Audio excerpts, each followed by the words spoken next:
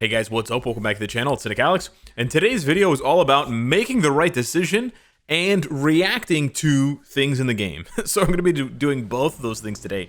We're going to be reacting first to all of the new character requirements in the story mode.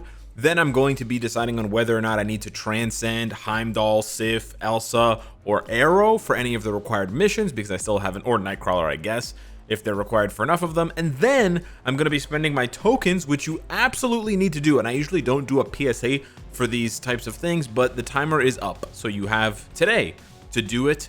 You have like an hour or two from when this video goes live, depending on whether you're in Europe or not, because of daylight savings times change. But yeah, spend those tokens and you'll see what I'm going to spend them on in just a minute. But first, we're going to live react. I have not taken a peek yet at the required characters for any of these 4 missions. So I'm going to start with, we're going to go from, well, you'd think I would go from left to right, but we're actually going to go from right to left because I'm a maniac.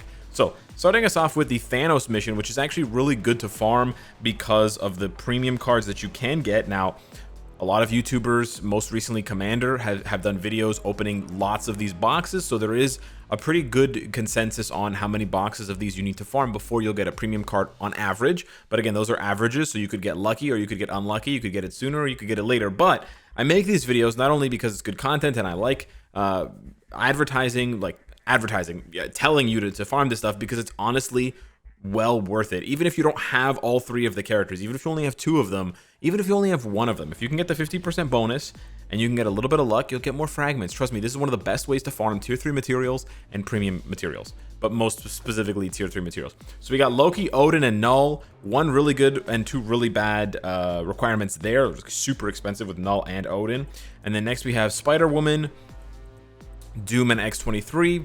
Underused characters, and then a really expensive native tier 2. And then here you have Black Panther, Moon Knight, and Morbius. Wow, I forgot about Morbius. I also haven't transcended him.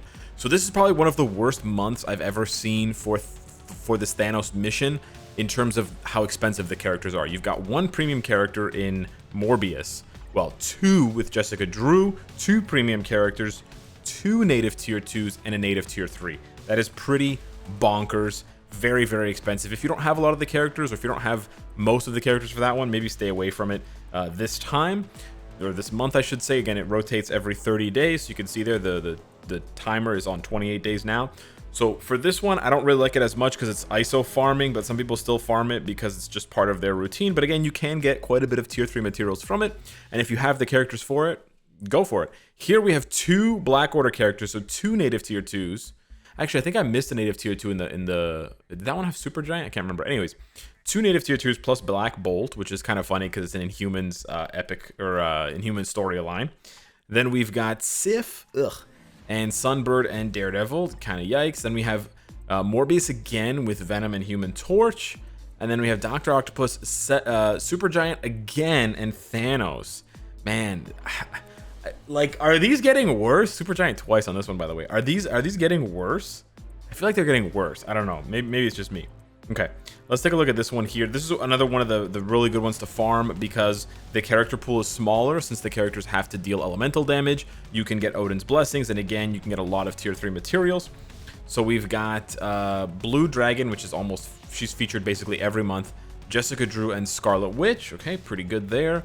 We have Jean Grey, Ghost Rider, and White Fox? That makes no sense. Okay. We have, again, Spider-Woman, again, Rogue, and Sunbird.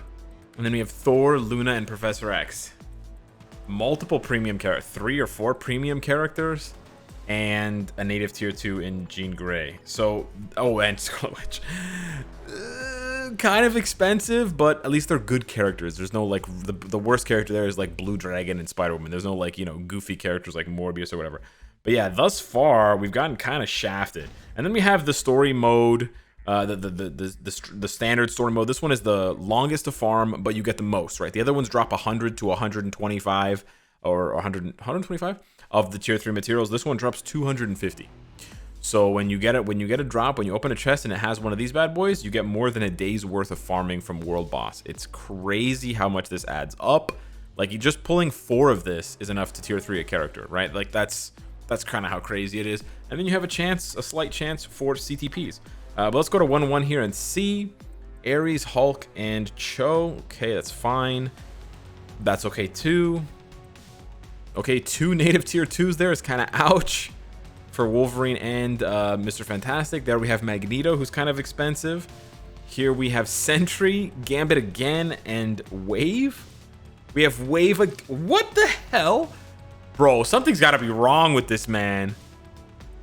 Are you kidding me? Are they even trying?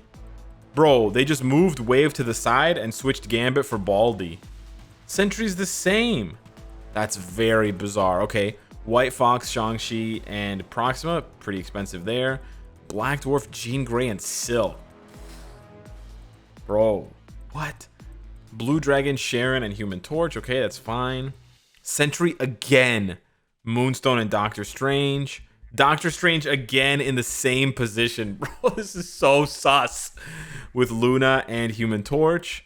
Mystique, Doom, and Octopus. Xavier. Not Xavier, Octopus. Sharon, Gwenom. Finally Gwenom. And Black Panther. That's fine. Sharon Rogers being featured a lot is good.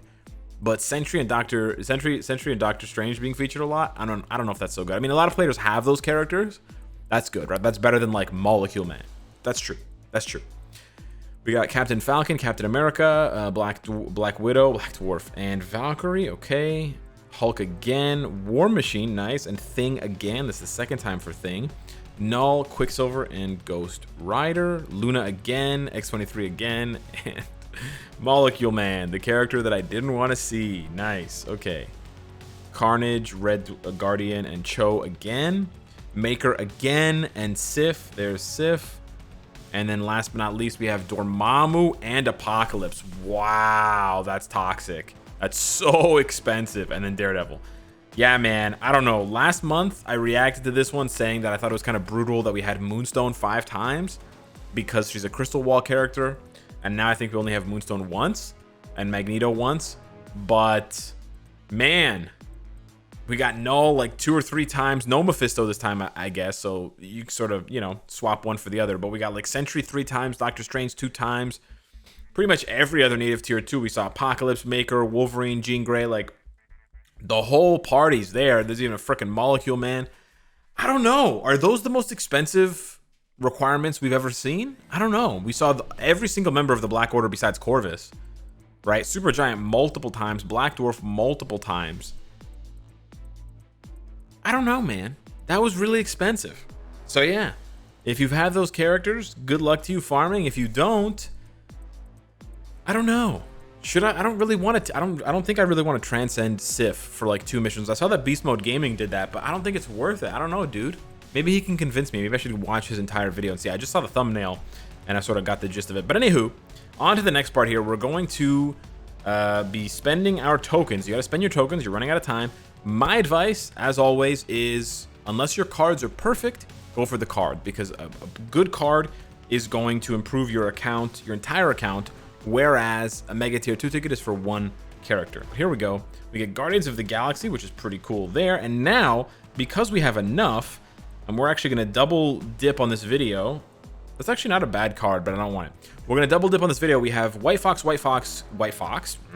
Guardians, Loki, and Gwenpool. So we have 6 re-rolls. So we're going to be re-rolling Baby Spidey. I'm going to be trying to get the maximum amount of Pierce. I'm going to be going for 25% Pierce. However, we're going to be doing something a little bit different. Just give me a minute here. I just recalled that I have a secondary strategy in mind for my cards. So I just want to get my thoughts in order so I don't make a mistake here. And we'll be right back. So upon further inspection, I know it sounds silly, but I'm actually going to hold off on doing this. And the reason for that is with my recent foray into PvP and timeline battle, I have considered changing my cards in a more radical way. And I say this having never gotten to 25% Pierce. I know I still have really good cards and I still have really good stats, but I've literally never hit 25% Pierce, and I may actually not get there for a while longer than you might think. Like, I thought maybe today was the day that I was going to get there, just roll that green starred blue, but I actually think I'm going to wait. I have a plan in mind to shake things up a little bit. I'm going to have to see how maybe Black Friday goes in about a month and how maybe some whaling there can change things. But I just wanted you guys to know, give you guys a heads up in case you're curious as to what I'm doing and why it matters. Basically, I've done quite a bit of viewing. I've been stalking some other players' cards, stats, and basically there's a way to, not that there's a way to, but essentially counting stats. That's what I'm looking at. And basically looking at the totality, like if you take all of the good stats, like obviously some stats are better than others, but for example, you know, attack speed, crit rate, crit damage, all attack, physical attack, energy attack, ignore defense. And then on the other side, we have dodge, all defense, max HP. And then down there we have cooldown duration and crowd control time. If you take all of those stats and you just add them all up, there are certain sets, like sets in terms of sets of 5 cards, that have more overall, that have like a bigger overall number with some, like obviously a little bit of a sacrifice here and there, but you end up having a larger amount of stats. Now I know that doesn't necessarily make sense, but essentially there's a finite amount of attack you can have on your cards. Right now, I'm at 99% all attack. The cap, basically, even if you roll your cards perfectly, is about 110%, 112%, I think is the absolute tippity top max. So I'm pretty close there. But on the flip side, the max for your HP with a very competitive all attack is actually closer to 100%. It's closer to like 95%. So I'm about 25% off on my max HP if I wanted to actually be at the top there. So there actually is still a lot of, believe it or not, there's actually still room for improvement despite how much time, effort, and money I've pumped into my cards. And if I basically want to make a bit more of a balanced approach to my cards rather than going all in on offensive stats, I may actually end up getting more out of it in the long run because I'll still be in the top 0.1% of offensive stats, but instead of being in the top 5% of defensive stats, I'll be much, much closer to the top 1% or top 0.5%, if that makes sense. So yeah, rambling aside, we're actually going to hold on to those premium cards for now. Apologies there for those of you that wanted to see me re-roll and maybe get shafted and get really bad rolls. But yeah, we will be doing some rolling soon, in a month or less, when I figure out what exactly I want to do and the direction I want to go in with my cards. Because it seems like it's kind of an adapt or die mentality. And rather than fighting against Marvel Future Fight, because they keep bringing in characters, they keep reworking characters that are good for PvE and PvP, and we keep saying that in all of the reviews, right? Not just me, other content creators. Rather than fighting that, and rather than just shutting myself out, why not just see what there is to offer? See what it has to offer me, sort of thing.